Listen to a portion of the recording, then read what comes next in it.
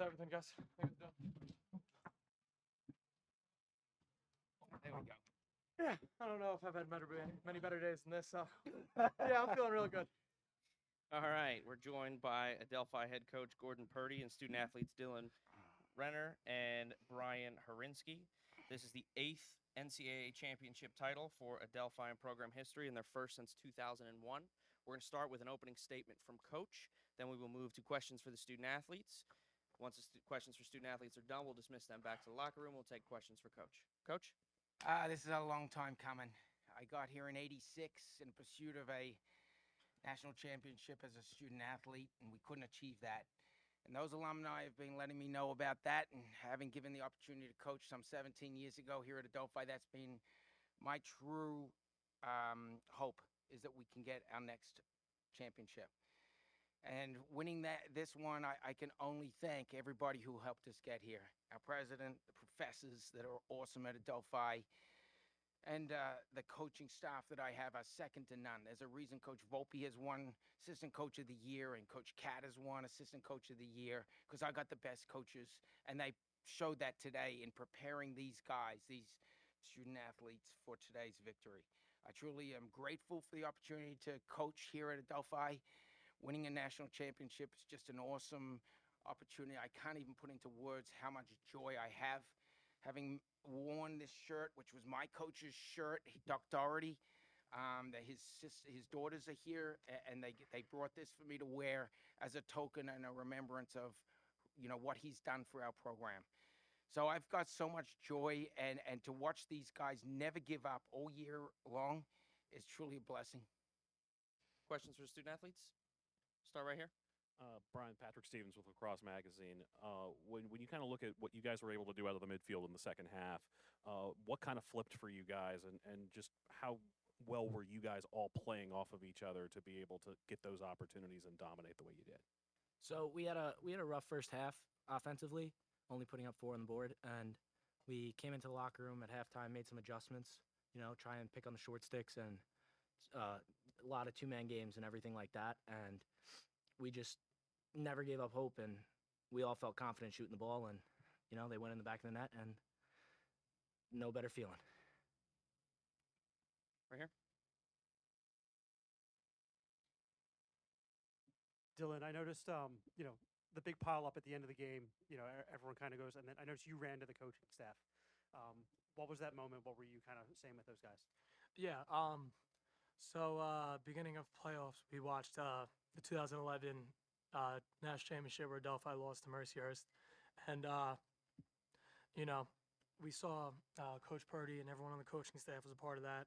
Coach Gill was playing his senior year. It just meant, to me, it meant everything to them, just because of how long it's been and how hard we know they've worked for everything to come. We've had great teams in the past who've fallen short. Just to even get here and kind of represent the 2011 team and win it for them kind of means everything. Patrick here, and then we'll come across the way. Right here, Bob. Dylan, just when you look at how your zone kind of short-circuited them in the fourth quarter, I mean, from your perspective, could you sense some frustration? Did you feel like that whole time that your guys were one stick check, one poke, whatever, away from creating misery for them in those stretches? Yeah, of course. First of all, I got to give a shout out to my defense. Like, without them, obviously, we're doing nothing like that. But we talk about it, especially in the second half. Coming into the second half, we were down. We talk about riding the wave all year. Lacrosse is like basketball. It's a game of runs. There's going to be times where you're holding them for 30 minutes. There's going to be times where you're getting scored on 3 goals in 3 minutes. We felt that coming into that zone, especially, with the heat and everything, would work out best for us.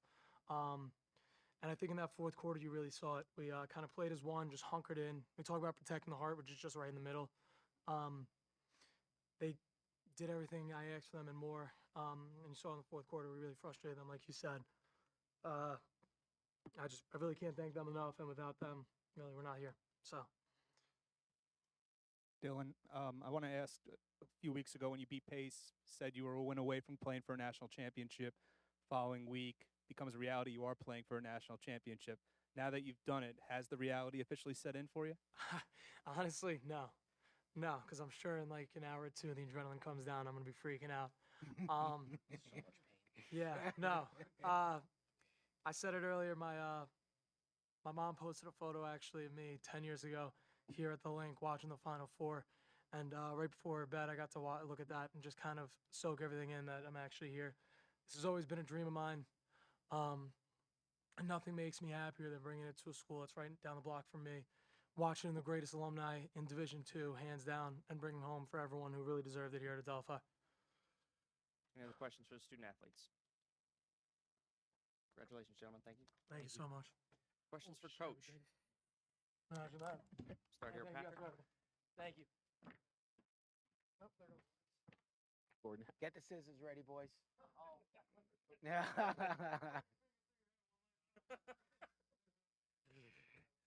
a good bet, I'm guessing there, huh? It was a commitment I made, and I'm an honest guy. Just haven't told the wife yet. In the first half, Dylan making the 8 saves in the first quarter, given the way that things were unfolding, how much did that just kind of give you guys the chance to get your bearings in this thing? You know, it helped the offense tremendously. You know, the brick wall that he's been all year. It just gives us those extra 8 possessions that we get that we don't have when we're facing off. You know, that face-off has been tough on us all year. You know, we won a championship, with the Northeast 10 championship, without winning a face-off.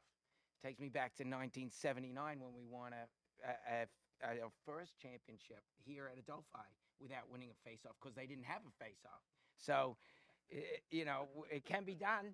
Our former teams have done it, and we've certainly had our chances to, you know, win games without possessions, and Dylan has really offered that to us, those extra chances. Coach, I was going to ask you about the face-off, but you got there first. To see Dylan win Player of the Year, obviously, and have that be an honor he gets on top of this, you know, at kind of this culmination point for him. How special has it been for you to watch him? Yeah, I mean, Dylan's ability to make saves, and I played with, you know, some of the greatest goalies in the world, you know, Sal Licasio, and I feel like as Dylan's my teammate now and playing for us, it's unbelievable the level of concentration he has, the level of commitment he has to every practice. He doesn't take a practice off. What you saw out there was exactly how he is in practice. If he makes a save, he's beat up by that.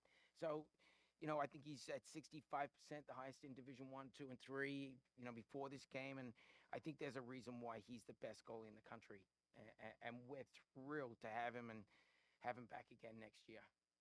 Gordon, to get the midfield going the way that you did. I mean, that's not the conventional way to go win a championship like this. But, you know, you haven't been a conventional team, right? So, but we went a little light on the midfield early, you know, and we got down. And at a point, you know, Coach Cat came over and said, "Oh, I hope I didn't, you know, I didn't hold him out too much."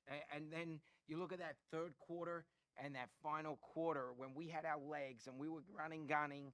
You know, that gave us an opportunity to get some momentum, which we hadn't had, and that gave us some confidence. And that confidence, you know, along with some great saves and some great defensive stops, it pushed us to a point that, you know, I think they became, I don't want to, you know, listen, they're a fantastic team. They've beaten us. They, you know, we play 20 times. I think 10 times we'll win and 10 times they will win.